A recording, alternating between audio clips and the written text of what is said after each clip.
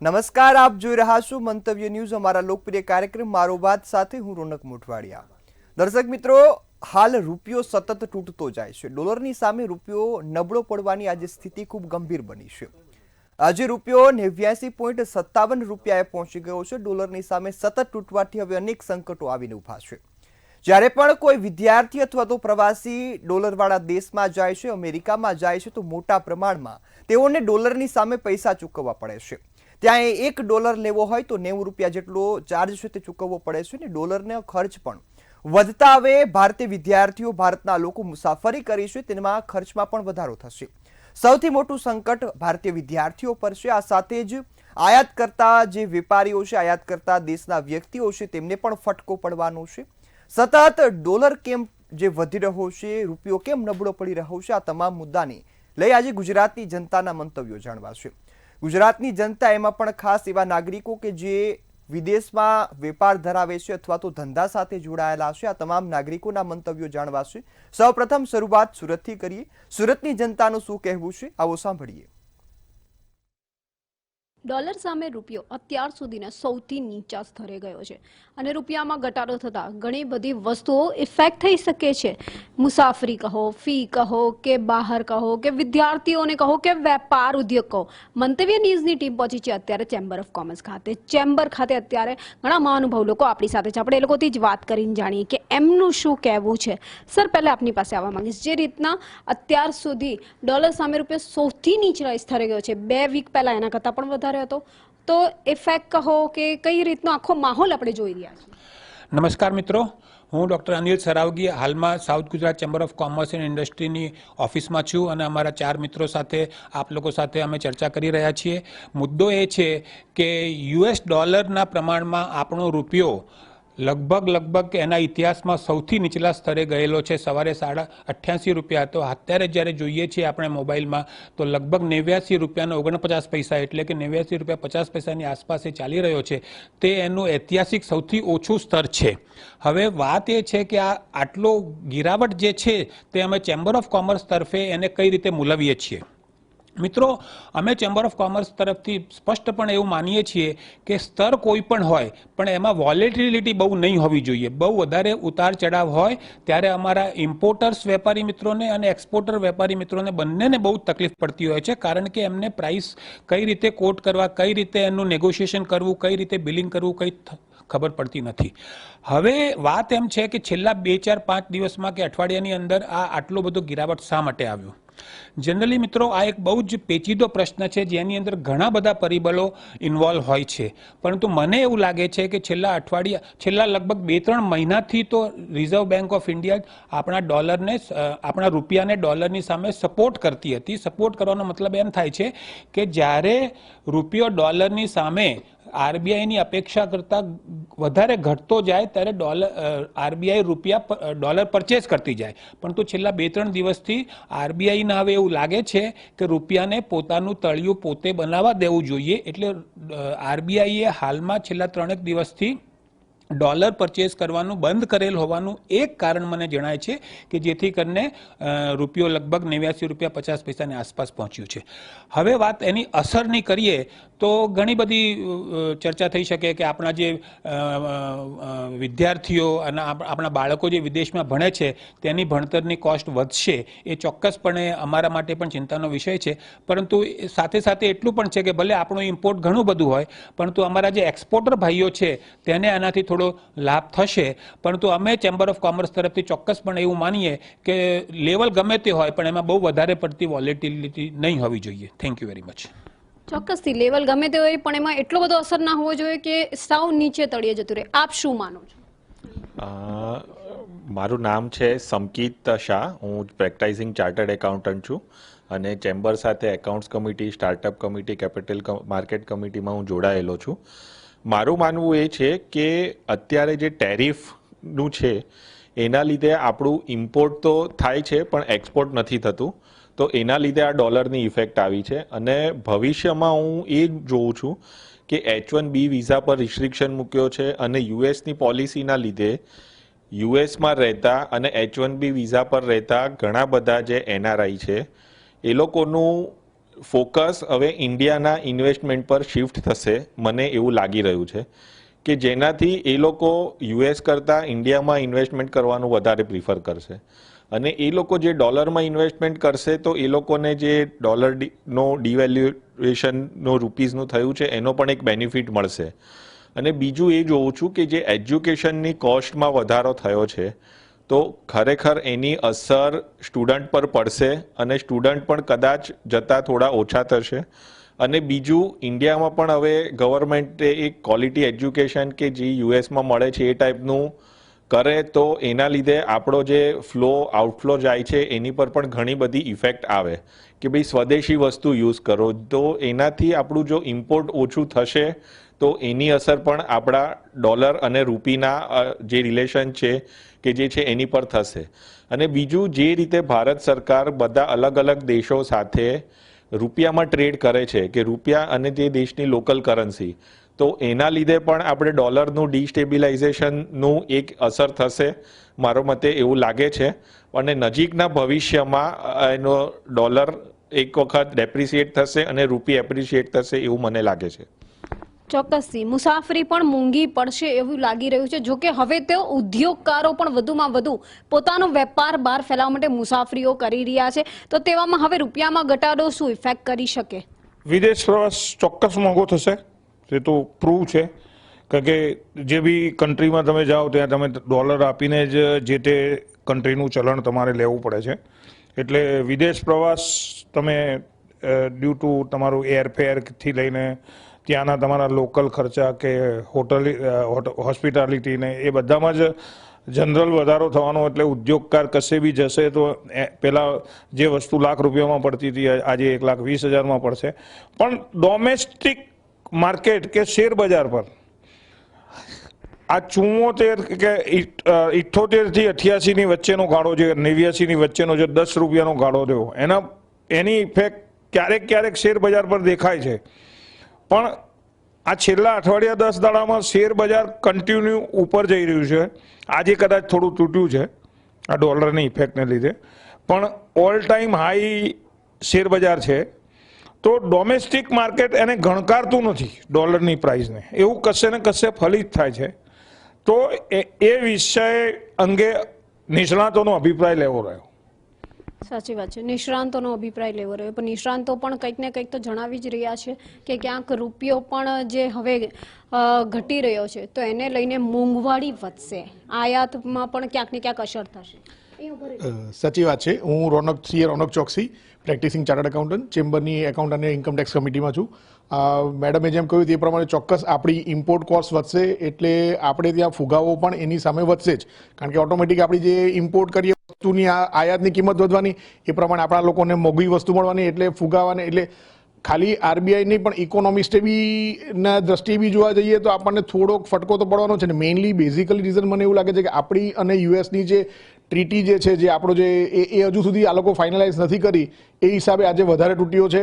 Plus જે આપણે હવે ઇમ્પોર્ટ મેઇનલી આપણું જે આપણે જે ઇમ્પોર્ટમાં પૈસા ચૂકવીએ છીએ એ મેઇનલી આપણે ક્રૂડ અને જે આપણા જે એના સાધનો જે હોય છે યુદ્ધના સાધનો, એના માટે આપણે મેઇનલી આપણું આઉટફ્લો મોટે ભાગે એનો હોય છે.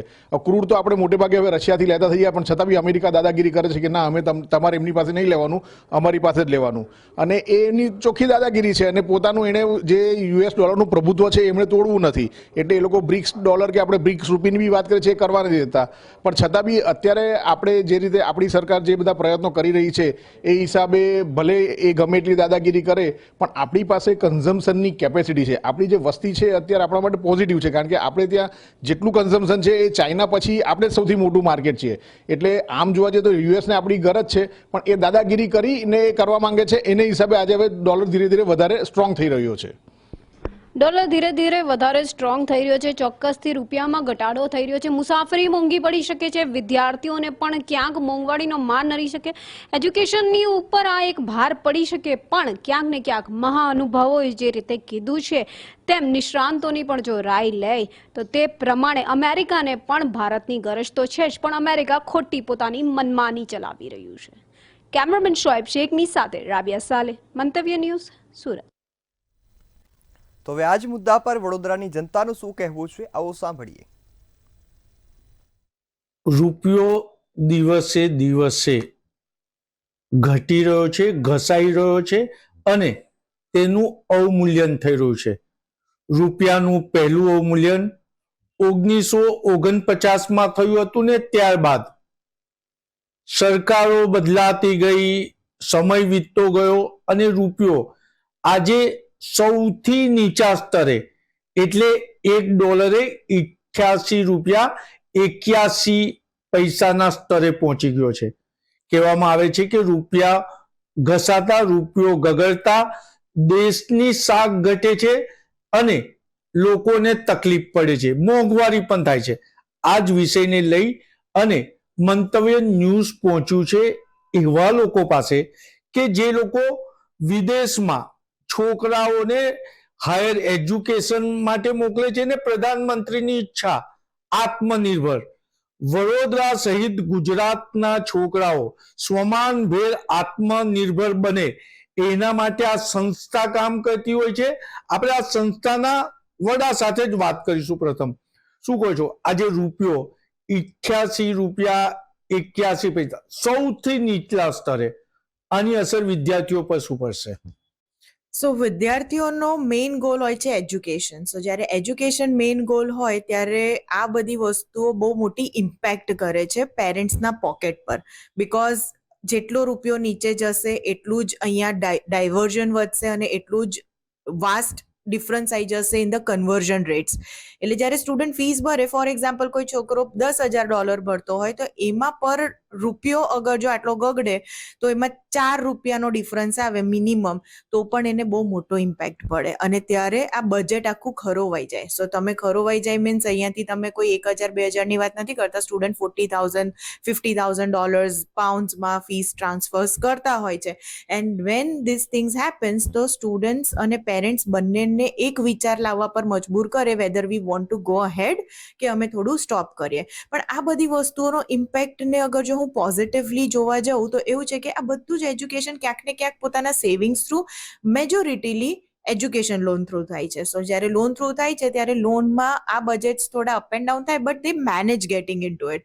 But when they reach there અને ત્યાં જઈને જ્યારે પાર્ટ ટાઈમ જોબ્સ કરે છે, અર્નિંગ કરે છે, ત્યારે આ વસ્તુઓમાં જે પૈસા કમાય છે એ બી થોડા એલિવેટેડ જ કમાય છે. સો ફોર એક્ઝામ્પલ આજે અગર જો મેં $1,000 અહીંયા મોકલ્યા, $1,000 ઇન્ડિયા મોકલ્યા, તો પહેલા હું કદાચ 70,000 મોકલતી તો એના અત્યારે 88,000 થઈ જાય.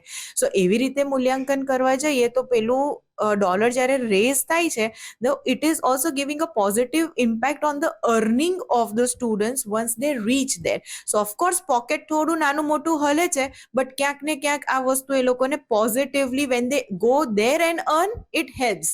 Rest, we are not the economists, so we should not comment on that કે ભાઈ આ કેમ થયું, કેવી રીતે થયું. બટ હા, આ ઇમ્પેક્ટ નાના મોટા ઝટકા પેરેન્ટ્સને આપતા હોય છે, but gradually they manages and they reach there. આપણે અન્ય સાથે વાત કરીશું. શું કહો છો, H1B વિઝાના $1,00,000 ફી યુએસએ વસૂલ કરે છે અને એના લીધે ડોલર મજબૂત થયો છે, તો આને તમે કેવી રીતના જુઓ છો? Again, this is not a negative thing on students' part, I would say. Students should take it in a positive way. ये जो भी चीज़ें चेंजेस आ रहे हैं गवर्नमेंट के एंड से या एम्बेसी के एंड से, so there is nothing that the student would change its mind और चेंज इट्स डिसीजन कि नहीं भाई हमें यूएस नहीं जाना है. जो यूएस टारगेट कर रहे हैं students who really want to go to USA, definitely they would be sticking to USA as a destination only. They छोटे मोटे चेंजेस की वजह से वो लोग अपना फ्यूचर चेंज नहीं करेंगे. They have a clear mindset कि नहीं मुझे यूएस जाना है. या રૂપિયો સદંતર ઘટતો રહ્યો છે અને આજે નીચલા સ્તરે 88.81 થઈ ગયો. તો ખરેખર જે સ્ટુડન્ટો ગયા છે એ બીજા ત્રીજા વર્ષમાં હોય છે, તો એના વાલીને ક્યાંક તો તકલીફ પડશે. યસ ઓફકોર્સ પડશે, બટ એની સામે સ્ટુડન્ટ લોકોનું ત્યાં અર્નિંગ પાવર છે તે that would be again in dollars. So જ્યારે ડોલરનો ભાવ વધ્યો છે તો સામે એ લોકો જ્યારે અર્ન કરશે તો સામે એમની ઇન્કમ બી એ રીતના જ આવવાની છે. તો ઓફકોર્સ વહેલું નહીં તો થોડું પાછળથી પણ એ કવર થઈ જશે એ લોકોનું. આપણે અન્યની સાથે વાત કરીશું. શું કહો છો, રૂપિયો સૌથી નીચલા સ્તરે પહોંચ્યો છે અને તમે કેવી રીતના જુઓ છો? બેઝિકલી જ્યારે કરંટ સિચ્યુએશન જોઈએ, જે સ્ટુડન્ટ્સને બહાર અબ્રોડ ભણવા જવું છે અને એ લોકો પ્લાન કરી રહ્યા છે, એ લોકોનું ફર્સ્ટ એન્ડ ફોરમોસ્ટ થિંગ જ એવું છે કે એ લોકો એજ્યુકેશન પર ઇમ્પેક્ટ કરે છે, ના કે સરાઉન્ડિંગ પોલિટિકલ ઇમ્પેક્ટ્સ, કાં તો એના એન્ટ્રી રિક્વાયરમેન્ટ કેવું થયું, કાં તો એમના ગ્લોબલ લીડર શું કહી રહ્યા છે. જે છોકરાઓને ભણવા જવું છે એ લોકો આજની તારીખમાં બી યુનિવર્સિટીનું પોતાનું રેન્કિંગ કેવું છે, એજ્યુકેશનની ક્વોલિટી કેવી છે, સામે એ લોકોને ROI કેવી રીતના મળે છે, અને ટેકનિકલી અત્યારે જોવા જાઓ તો આ બધી સિચ્યુએશનમાં સ્ટુડન્ટ્સને એ વસ્તુ મળી જ રહી છે, બિકોઝ એમનો મેઇન ફોકસ એજ્યુકેશન છે, ના કે જે કરંટ ફ્લક્ચ્યુએટિંગ સિચ્યુએશન છે જે ટેમ્પરરી છે. ઓફકોર્સ એ કદાચ આજે સિચ્યુએશન આવી છે, કદાચ 2-4 મહિનામાં કાં તો એકાદ મહિનામાં એ વસ્તુ ચેન્જ બી થઈ જશે, કારણ બિકોઝ આ ટેમ્પરરી વસ્તુઓ કોઈ દિવસ સ્ટેગ્નન્ટ નથી રહેવાની, ને એના લીધે સ્ટુડન્ટના જે પોઈન્ટ્સ અને જે એમનું એજ્યુકેશન માટેની જે એક ધગસ છે કે એમને જ્યાં બહાર જવું જ છે અને લાઈફ પોતાની એક સારી કરવી જ છે, તો એ સિચ્યુએશન પર સ્ટુડન્ટ્સ કોમ્પ્રોમાઇઝ નથી કરતા. હા, જેવું તમે કીધું, થોડું બજેટિંગની અંદર એ લોકોને સેટલ કરવું પડે છે, બટ યસ, સામે એ લોકોને એટલું બી ખબર છે કે ત્યાં આગળ અગર એ ભણશે તો એમને ઇન્ટર્નશિપ, પ્લેસમેન્ટ ઓપોર્ચ્યુનિટીઝ, ત્યાં આગળની કંપનીઝની અંદર જે ઇન્ડિયન સ્ટુડન્ટ્સને પર્ટિક્યુલરલી જે એક એક્સેપ્ટન્સ આવે છે, ઇન્ડિયન સ્ટુડન્ટ્સમાં જે સ્કિલ સેટ્સ છે જે બહુ જ સારો છે અને લગભગ બધી કન્ટ્રીએ એક્સેપ્ટ કર્યો છે, તો સ્ટુડન્ટ્સને ઇન અ વે એ ફાયદો થાય છે, અને છોકરાઓ આજની તારીખની અંદર અબ્રોડ સ્ટડીઝને યુએસને એક સારું ડેસ્ટિનેશન ગણે જ છે. સો in a way it is a very positive point for them, અગર એ રીતના જોવા જઈએ તો.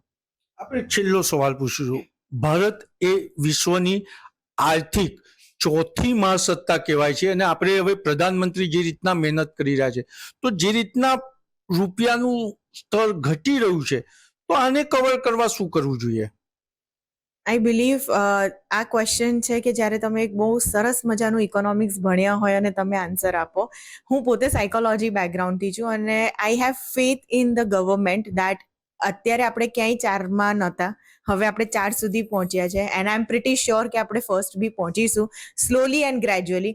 એટલે યુવા ધન એમને એમાં કહેવામાં આવી રહ્યું છે કે ભારત એ વિશ્વનો યુવા દેશ છે, અને આપે યુવાઓના મંતવ્ય જાણ્યા છે. યુવા કહે છે કે અત્યારે જે પણ પરિસ્થિતિ હોય, પરંતુ વિશ્વગુરુ ભારત બનશે, અને જે અત્યારે યુવાનો વિદેશ તરફ જઈ રહ્યા છે, એ જ વિદેશમાં રૂપિયા કમાઈ અને જ્યારે ભારત મોકલશે ત્યારે ભારતનો રૂપિયો પણ મજબૂત થશે. કેમેરામેન મિલિંદ મેલે સાથે નિલેશ બ્રહ્મભટ્ટ, મંતવ્ય ન્યૂઝ, વડોદરા.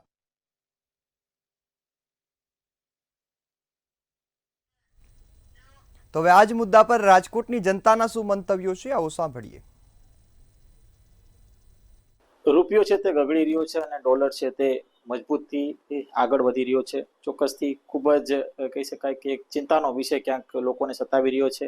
આપણી સાથે શેર માર્કેટના જે ઇન્વેસ્ટરો છે અને ખાસ તો શેર બ્રોકરો છે, એમની સાથે જ વાત કરીશું. તેઓ શું કહી રહ્યા છે મામલે, શું નામ, અને શું કહેશો કે આ પ્રકારની જે અત્યારે સ્થિતિ સર્જાણી છે કે જે એશિયન કરન્સી છે એ અત્યારે ઘટી રહી છે, નબળું સાબિત થઈ રહી છે, અને ડોલર છે તે ઊંચા સ્તર ઉપર પહોંચી રહી છે. હા, હું શેર બ્રોકર છું, પરેશ વાઘાણી.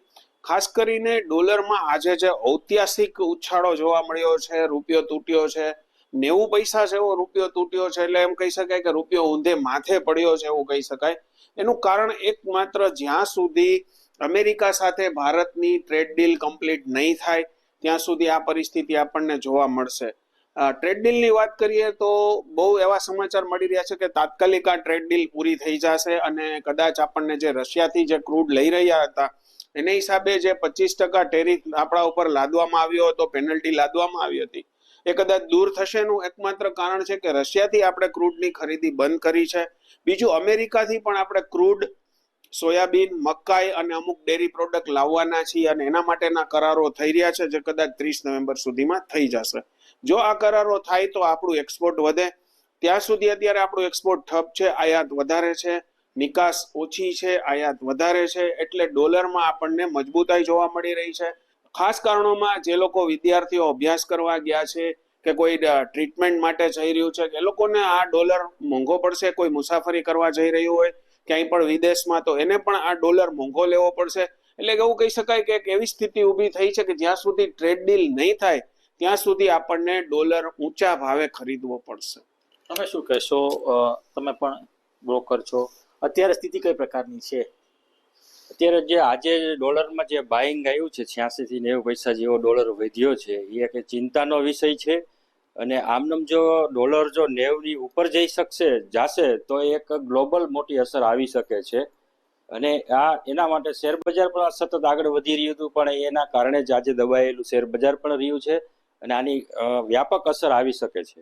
એટલે માઠી અસરની ક્યાંક વાત ચર્ચા ચાલી રહી છે, તો ખરા અર્થમાં થશે કે પછી ક્યાંક ને ક્યાંક તેની અસર ક્યાંક ઊંધી જોવા મળશે? અત્યારે તો એવું લાગે છે કે ડોલર સ્ટ્રોંગ થઈ ગયો છે અને આપણો રૂપિયો સતત ગગડી રહ્યો છે. એ જોતા એવું લાગે છે કે ડોલર હજી પણ આગળ ચાલી શકે છે અને એની વ્યાપક અસર આવી શકે એમ છે. તમે શું કહેશો? શું નામ અને ખાસ તો સ્થિતિ કઈ પ્રકારની છે અત્યારે? અત્યારે થોડાક સમય માટે જોતા થોડીક રૂપિયો ગગડી ગયો એના હિસાબે લાઈફ ટાઈમ માર્કેટ હાઈ કરતું હતું, એના હિસાબે થોડીક હવે શોર્ટ ટાઈમમાં થોડીક ડ્યુરેશન વધી જશે.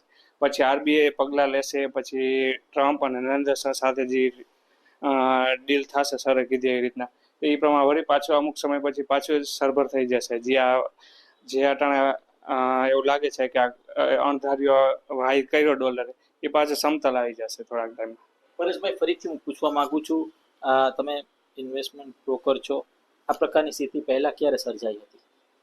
ના, આમાં એવું છે કે જ્યાં સુધી અમેરિકાની જોડે આજે ડોનાલ્ડ ટ્રમ્પ જ્યારથી રાષ્ટ્રપતિ તરીકે અમેરિકાના શપથ લીધી છે ત્યારથી ટેરિફની ધમકીઓ આપણને અવારનવાર મળી છે. વિશ્વ આખાને ટેરિફને લઈને બાનમાં લીધું હતું.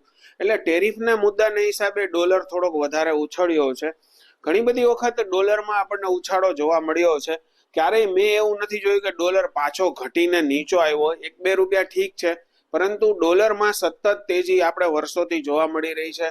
કેમ કે ડોલર એક છે ને એક સ્પેરવીલનું કામ કરે છે. જેટલા કન્ટ્રીમાંથી એક્સપોર્ટ ઇમ્પોર્ટ થાય છે એમાં ડોલરનું ચલણ આપણે જોતું વધારે જોવા મળી રહ્યું છે. માનો કે આપણે નિકાસ કરીએ છીએ કે આયાત કરીએ છીએ તો એમાં ડોલરમાં જ આપણી પતાવટ થાય છે, જે સેટલમેન્ટ થાય છે એ ડોલરમાં જ થાય છે. એટલે ડોલરનું મહત્વ દિવસે દિવસે વધતું જોવા મળી રહ્યું છે. એક તબક્કે એવી વાતો હતી કે ડોલર હવે બહુ સ્ટ્રોંગ નહીં રહે, પરંતુ ડોલરના વિકલ્પો આપણે જોવા જઈએ તો વિશ્વમાં ડોલરના વિકલ્પો હજુ સુધી આપણને જોવા મળ્યા નથી. આપણે એશિયાની કરન્સીની જો વાત કરીએ તો એશિયાની કરન્સી તૂટતી જ જોવા મળી છે. ખાસ કરીને આજે આપણો રૂપિયો જે રીતે તૂટ્યો છે એક ઐતિહાસિક સપાટી નીચે જોવા મળ્યો છે. થોડુંક કરેક્શન આવી શકે છે. જો આરબીઆઈ પગલાં લેશે તો આપણને ડોલરમાં ઘટાડો અને રૂપિયામાં સુધારો જોવા મળશે. ચોક્કસથી આ આપણી સાથે ઇન્વેસ્ટમેન્ટ બ્રોકર્સ કે જો જણાવી રહ્યા છે કે જે રીતના ડોલર મજબૂત થયો છે તે ખૂબ જ ચિંતાનો વિષય છે, પણ ક્યાંક ને ક્યાંક જે સરકારના જે પ્રતિનિધિઓ છે તે આના ઉપર કામ કરી રહ્યા છે અને ભવિષ્યમાં ક્યાંક ને ક્યાંક આ જે સ્તર છે તે ઘટાડવાનો પ્રયાસ પણ થશે અને જે ડીલ જે અમેરિકા સાથે થવાની છે તે પણ થશે. ત્યારે આ પ્રકારની જે સ્થિતિ છે તે ઉલટી શકે છે. બરાબર, વાત સાથે ધ્રુવ કુંડેલ, રાજકોટ. તો હવે આ જ મુદ્દા પર જામનગરની જનતાનું શું કહેવું છે, આવો સાંભળીએ. ચોક્કસ ડોલર અને રૂપિયાનું પ્રમાણ ક્યાંક ને ક્યાંક રૂપિયો ઘટતો જાય છે અને ડોલરના પ્રમાણમાં અત્યારે 88 રૂપિયા જેવો રૂપિયો બગડીને પહોંચી ગયો છે. તો જામનગર ચાર્ટર્ડ એકાઉન્ટ લોકો પાસેથી આપણે જાણશું કે આમાં કઈ રીતે આગળ છે અને કઈ રીતે રૂપિયો બગડે છે, આયાત નિકાસને લઈને છે, કયા પ્રશ્ન છે, શું છે? જી સર, ખાસ કરીને આમાં જોવાનું લાયક છે કે ડોલરનો ભાવમાં રૂપિયો કમસે કમ દિવસે ને દિવસે બગડતો જાય છે. તો એમાં તમારું કહેવાનું શું છે? ઉત્તરોત્તર ભારતમાં ઇન્ડિયન કરન્સી રૂપી છે એ ડીવેલ્યુ થઈ છે હંમેશા સિન્સ ઇન્સેપ્શન. તમે છેલ્લા 20 વર્ષનો ચાર્ટ જુઓ તો ભારતમાં Indian rupee is devalued by the against the dollar or any currency, I would say, against any currency. The reason is that the export is not at that scale as against what the import is. તો આપણો જે forex outflow અને ઇનફ્લોનું balancing છે એ proper નથી એવું અમને લાગે છે at present. I don't know કે હાઉ ધી આપણે પોતાનો જ સ્વદેશ વસ્તુનો ઉપયોગ કરી અને ઇમ્પોર્ટેડ વસ્તુને ઓછી ઉપયોગ કરી અને એક્સપોર્ટ બને એટલું વધારીએ તો જ એનાથી કરીને આપણા ભારતનો આપણો રૂપિયો છે એને આપણે મજબૂત કરી શકીએ એવો વ્યૂ છે. It can be dipper. સ્વદેશી વસ્તુ અપનાવી અને ક્યાંક ને ક્યાંક નિકાસ થતી એ વસ્તુને કંઈક વધારે નિકાસ કરવો, એમાં રૂપિયો મજબૂત થશે તેમાં શું કહેશો? હા, જેમ કે સરે વાત કરી એમ એ રીતે આજની જનરેશન જોઈએ, આજની યુવા પેઢી જોઈએ જે વધારે ને વધારે બ્રાન્ડ્સને ફોલો કરે છે, જેમાં મેજોરિટી સ્ટેક આઉટસાઇડ ઇન્ડિયાની કંપનીઝનું હોય છે. તો going for the brands which are outside India, તો એવી રીતે એને જ ફોલો કરશે જો આ યુથ, તો નવી સિચ્યુએશન રૂપી ને ડોલરની રહેવાની છે. ઓલ્સો ધ એશિયન કરન્સીઝ કે જેની વીકનેસ છે ને કમ્પેર ટુ દેટ અમેરિકન કરન્સીઝ બહુ સ્ટ્રોંગ છે, તો એ બી રીઝન એક હોઈ શકે આ વસ્તુ હોવાનું. ખાસ કરીને સ્વદેશી વસ્તુ અપનાવવાથી અને અહીંની વસ્તુ વિદેશ વધારે મોકલશું તો ક્યાંક ને ક્યાંક રૂપિયો મજબૂત થશે, એમાં શું? રૂપિયો 100% મજબૂત થશે, કારણ કે જે અત્યારે ઇમ્બેલેન્સ રહે છે આપણે, એ ઇમ્બેલેન્સ એને કારણે દૂર થશે. એ ઇમ્બેલેન્સ દૂર થશે એટલે આપણું જે ફોરેક્સ રિઝર્વ છે એની પોઝિશન એટલી સ્ટ્રોંગ થશે, અને એ પોઝિશન સ્ટ્રોંગ થવાને કારણે જે આપણે અત્યારે જે ડે બાય ડે ડિટોરિએટ થાય છે, વેલ્યુએશન ડિવેલ્યુએશન થાય છે, એ અટકશે. ખાસ કરીને આ રીતે સ્વદેશી વસ્તુ અપનાવવાથી ક્યાંક ને ક્યાંક ડોલરની સામે રૂપિયો મજબૂતાઈથી ટકશે. પછી આમાં આગળ નિકાસનો વસ્તુ થશે તો કઈ રીતે થશે? સૌથી પહેલાં તો હું એક વસ્તુ સ્પષ્ટ કરી દઉં કે રૂપિયાનું વેલ્યુએશન ઘટે છે કે વધે છે એને વિકાસને કોઈ સંબંધ નથી. આ આપણા ફોરેનના અને ઇન્ટરનેશનલ માર્કેટ સાથે લેવા દેવા છે. અત્યારના ઇન્ટરનેશનલ માર્કેટમાં આપણે એવી ઘણી વસ્તુઓ છે જે ઇમ્પોર્ટ કરવી જ પડે છે. દાખલા તરીકે ક્રૂડ ઓઇલ છે, અમુક પેટન્ટ છે, અને આ બધી વસ્તુઓને કારણે એ બધાનું વેલ્યુએશન હાઈ છે. એની સામે ઇન્ડિયન જે આપણે વસ્તુ એક્સપોર્ટ કરીએ છીએ એમાં સોફ્ટવેર અને એવી બધી વસ્તુઓ અગ્રતા ક્રમે છે. અને સેકન્ડ વસ્તુ જે આપણી જોઈએ તો ગુડ્સ જેને કહીએ એ લોઅર છે. ગુડ્સની ક્વોલિટી વધશે એમ, અને ગુડ્સની ક્વોલિટી વધારીને આપણે એક્સપોર્ટ કરવામાં જશું એમ આપણો ડોલરનો વેલ્યુએશન જે છે એમાં ફેરફાર પડશે. બીજી વસ્તુ એક કઈ કહેવાની કે ડોલર વધવાથી આપણને નુકસાન છે એવું માનવું પણ નકામું છે, કારણ કે આપણે ત્યાંથી જેટલા નિકાસકારો છે અને ડોલરની કિંમત જ્યારે રૂપિયા જ્યારે ડિવેલ્યુએશન થાય છે ત્યારે ખૂબ ફાયદો થાય છે. જે સટ્ટાકીય વસ્તુ એના હિસાબે પણ આની ઇફેક્ટ બહુ વધારે આવે છે. માણસ હેજિંગ છે એ પ્રોપર નથી કરતો. જેટલી વસ્તુનું ઇમ્પોર્ટ કરવું છે, એક્સપોર્ટ કરવું છે, એ પર્ટિક્યુલર કરન્સીને એ રૂપાંતર કરતા અનેક ગણું હેજિંગ કરી નાખે છે. એટલે સ્પેક્યુલેટિવ ને કંટ્રોલ થાય તો પણ એની ઇફેક્ટ આપણા ઇન્ડિયન રૂપીને સ્ટ્રોંગ થવાની બની શકે. That is one of the view. આ રીતે રૂપિયો મજબૂતાઈથી ટકશે અને મજબૂત થશે તો જ ક્યાંક ને ક્યાંક ડોલર સામે ટકશે. હિરેન ગાંધી, મંતવ્ય ન્યૂઝ, જામનગર. તો હાલ મારો અવાજમાં બસ આટલું જ. વધુ સમાચારોની અપડેટ જોવા માટે જોતા રહો મંતવ્ય ન્યૂઝ. નમસ્કાર.